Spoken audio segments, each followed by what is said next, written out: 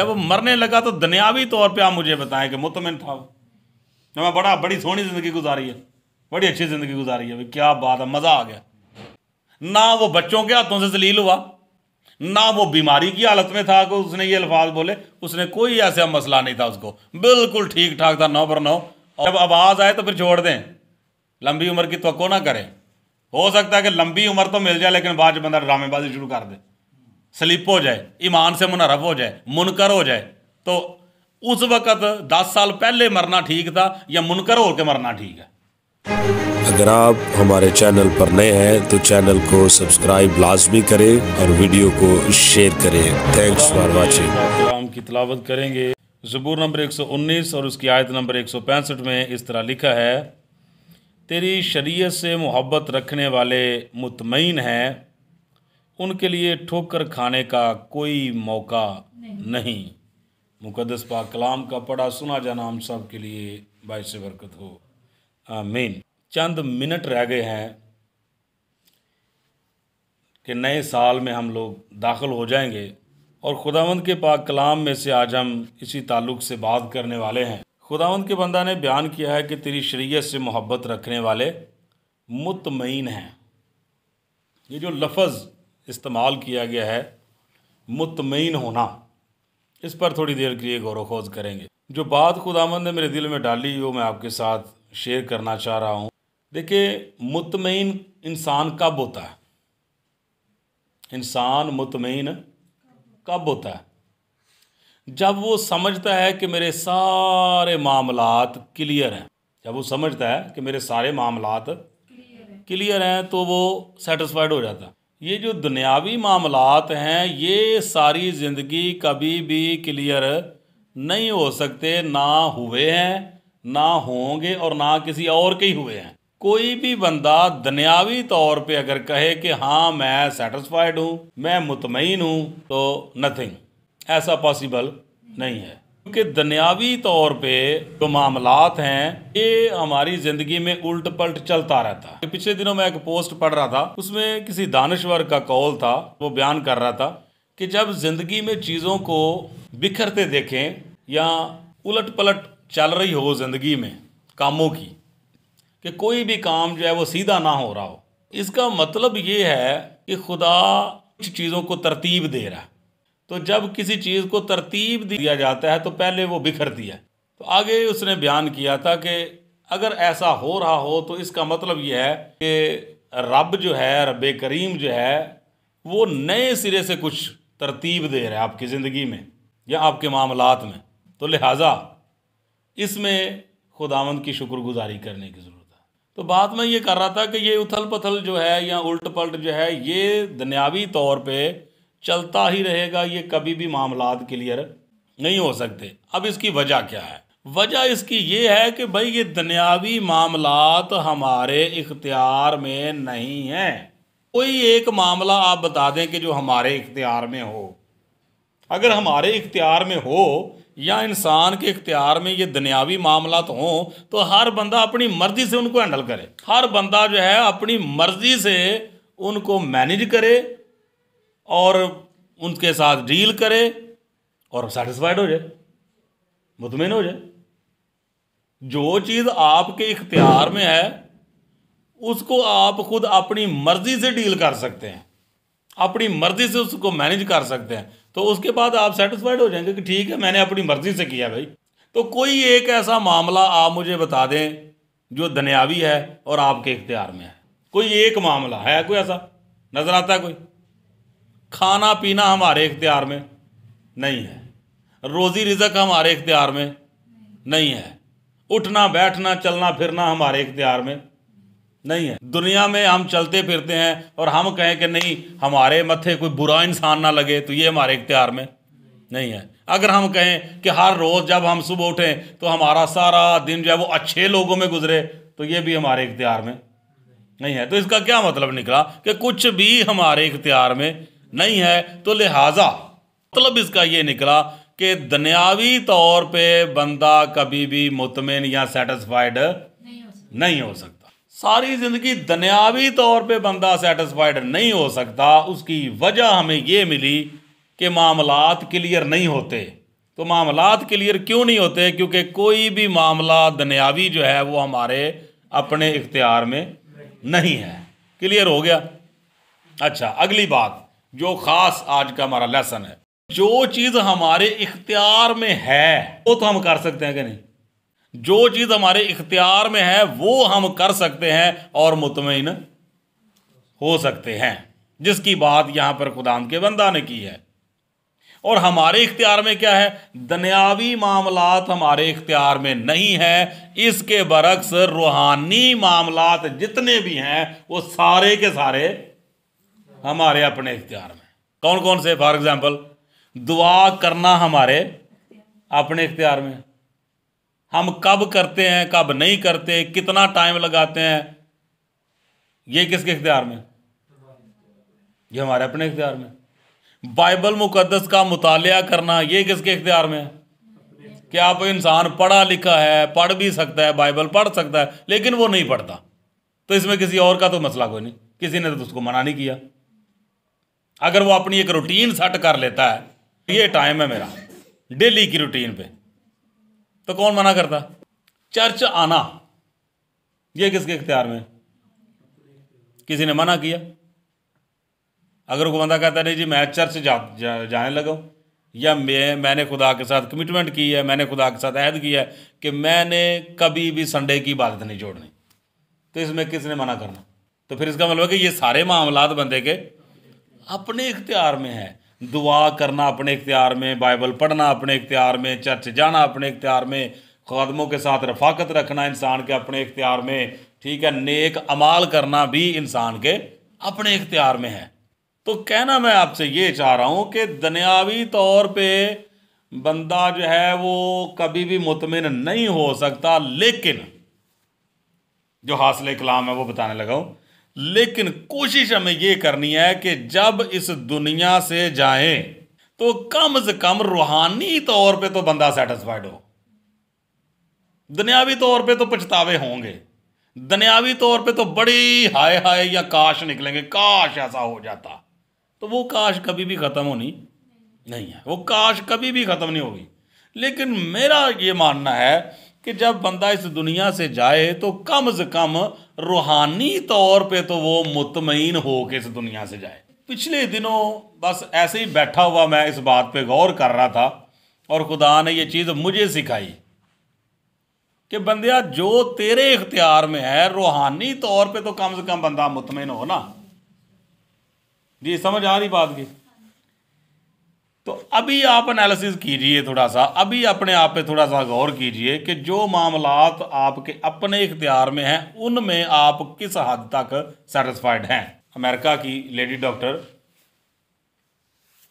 उसने एक बुक लिखी जिसका नाम ही था पछतावा, कि 50 साल से ज़्यादा उसने तजर्बात किए किस चीज़ पे, कि जब कोई भी बंदा एंड टाइम पे होता था, उसकी आखिरी सांसें चल रही होती थी, तो तब वो उसके पास रुकती, पूरा प्रोसेस देखती कि उसके मुंह से आखिरी अल्फाज कौन कौन से निकल रहे हैं, अपने एंड टाइम पे अपनी आखिरी सांसों में वो किस तरह की बातें करता है। तो 50 साल तक जो है उसने तजर्बे किए और कई ऐसे पेशेंट जो हैं वो उसके हाथों से ऐसे ही गुजरे, और उसने तकरीबन 75 पछतावे जो है ना, या इस तरह से गालबन को राउंड अबाउट इसके नज़दीक ही होंगे, इस तरह के उसने पछतावे लिखे कि जो इंसान जब इस दुनिया से रुखसत होते हैं लोग, तो मोस्टली इन्हीं के अंदर चीज़ें होती हैं जो जिनका इंसान को पछतावा होता है कि काश मैंने ऐसा किया होता या काश मैंने ऐसा ना किया होता।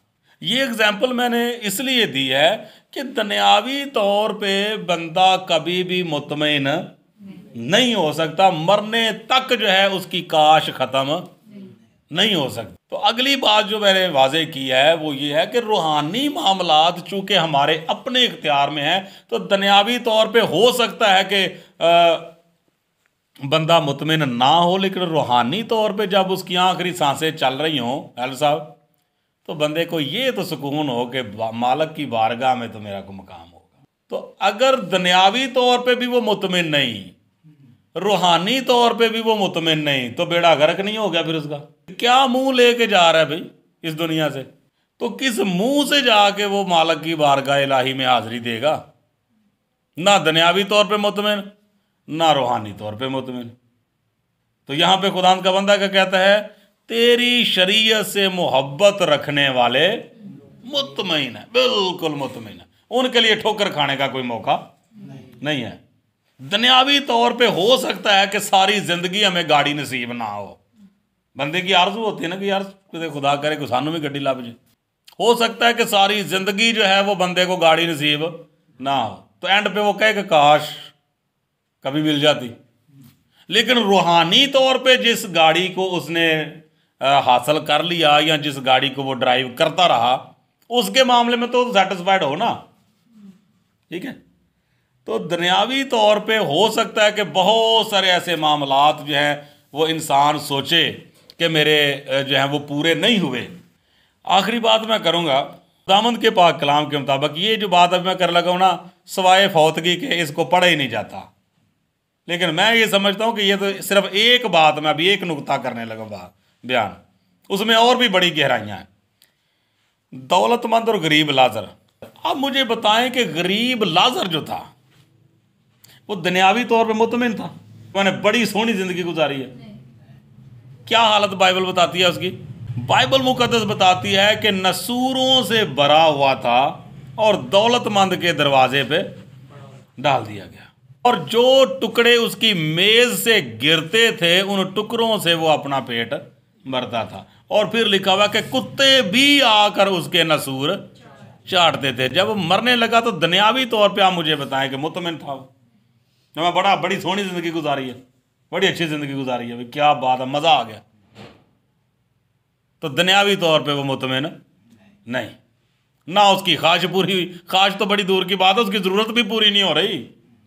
ख्वाहिश तो बड़ी दूर की बात है, उसकी तो ज़रूरतें भी पूरी नहीं हो रही। लेकिन रूहानी तौर पे मज़े में गया। हालेलुया।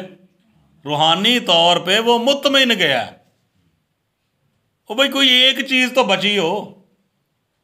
जिस तरह फॉर एग्जाम्पल मैट्रिक में 10 सब्जेक्ट हैं, और कोई एक तो फेवरेट हो, किसी एक में तो बंदा मास्टर करे, किसी एक में तो उसके 100% आ जाए। कि सब में 30, किसी में 35, किसी में 40, किसी में 25, सारे मज़ामीन जो हैं उनमें यही रेशो नज़र आ रही है, एवरेज नज़र आ रही है। तो पास बंदे ने कैसे होना? किसी एक सब्जेक्ट में तो बंदा मास्टर करे। तो इसी तरह से खुदावंद के मुकद्दस कलाम के मुताबिक रूहानी तौर पे फिर आगे जब मज़ीद बढ़ते हैं तो रूहानी तौर पे किसी एक चीज़ को पकड़ लें। रूहानी तौर पे किसी एक चीज़ को पकड़ लें, या दुआ में मास्टर कर लें, या स्टडी में मास्टर कर लें, या ईमानदारी में मास्टर कर लें, या वफादारी में मास्टर कर लें। चाहे बाकी चीज़ों में हो सकता है कि थोड़े वीक हों, तो रूहानी तौर पे ये वो मामलात हैं जो बंदे के अपने इख्तियार में हैं। सारी ज़िंदगी खुदा का हिस्सा निकालना, ये किसके इख्तियार में? अपने इख्तियार में। तो मैं ये अपनी बात कर रहा हूँ। सारी ज़िंदगी जो है वो चंदे में हेरा फेरी नहीं करनी, ये किसके इख्तियार में है? तो खुदावंद के मुकद्दस कलाम के मुताबिक रूहानी तौर पे बात मैं आपको सिर्फ यही समझाना चाह रहा हूँ कि आज साल का आखिरी दिन है, आखिरी रात, और चंद मिनट बाकी हैं कि हम नए साल में दाखिल हो जाएंगे। और नया साल हमारे लिए कैसा है? खुदा की हजूरी में है हम, खुदा खैर करे, ठीक है। ईमान के साथ हम अगले साल में दाखिल होंगे। लेकिन इससे पहले कि खुदा हमारे लिए क्या सोचता है, या क्या उसकी आवाज़ है, या क्या उसका बुलावा है, ज़रूरत इस बात की है कि रूहानी तौर पे हम मुतमईन होकर गरीब लाजर की तरह इस दुनिया से जाएं। अच्छा, एक और बंदा मुझे याद आ गया, बड़ी मज़े की बात है। शमौन काहिन, वो क्या कहता है? ऐ खुदावंद, अपने बंदा को सलामती से रुखसत कर, मेरी आंखों ने तेरी निजात देख लिया। अंदर क्या है? तसल्ली है, सेटिस्फाइड है, सेटिस्फैक्शन है, मुतमईन है ना। तो मुतमईन बंदा खुद कह रहा है कि खुदाया तू अब मुझे सलामती से रुखसत कर। वो बीमार नहीं था। बीमार बंदा कहता खुदाया हुण तू मैनू ले इजाजत, तेरी मेहरबानी। उसके बच्चों ने उसको तंग नहीं किया हुआ था। जिस तरह बाद का तो होता है ना कि माँ बाप औलाद के हाथों बड़े तंग होते हैं और दुआ मांगते हैं, खुदाया मनु सांभ भी लाए। ना वो बच्चों के हाथों से जलील हुआ, ना वो बीमारी की हालत में था कि उसने ये अल्फाज बोले। उसने कोई ऐसा मसला नहीं था, उसको बिल्कुल ठीक ठाक था, 9 पर 9।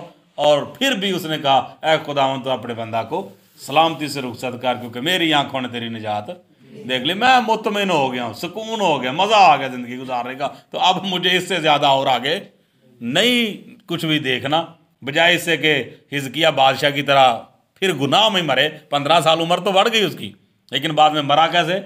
गुनाह में। तो बेहतर ये नहीं था कि पहले खुदा ने आवाज़ दे दी थी ना, तो आमीन करता। दफ़ा मैंने मैसेज दिया था कि लंबी उम्र का तकाजा ना करें। जब मालिक कहे ना कि आ जा, तो ठीक है, इस मैसेज के मुताबिक कोशिश करें कि मुतमिन हो जाए, मामलात क्लियर करें अपने रूहानी। तो जब आवाज़ आए तो फिर छोड़ दें, लंबी उम्र की तवक्को ना करें। हो सकता है कि लंबी उम्र तो मिल जाए, लेकिन बाद में बंदा ड्रामेबाजी शुरू कर दे, स्लिप हो जाए, ईमान से मुनहरफ हो जाए, मुनकर हो जाए। तो उस वक़्त 10 साल पहले मरना ठीक था, या मुनकर होकर मरना ठीक है, या ईमान से मुनहरफ होकर इस दुनिया से जाना ठीक है? तो मेरा ख्याल है कि वही टाइम जिस टाइम पे मालिक ने बुलाया था ना, उस पर आमीन कर लीजिए। तो आज का जो कलाम खुदा ने मुझे दिया और मैंने आपके साथ शेयर किया है, तो दुनियावी तौर पे कभी भी मुतमिन नहीं हो सकते, तो ना कोई हुवैया है। तो ये कभी भी कमियां ख़त्म नहीं होने वाली, ये मामलात नहीं क्लियर होने। तो रूहानी मामलात जो हैं वो हमारे अपने इख्तियार में, इनमें मुतमिन हो कि हाँ मैंने जहाँ तक मेरे से हो सका मैंने किया, एंड पे इस मामले में कोई काश या कोई पछतावा ना हो। हालेलुया। सो खुदावंद आपको आज के इस पाक कलाम के वसीला से बरकत बख्शे। आमीन।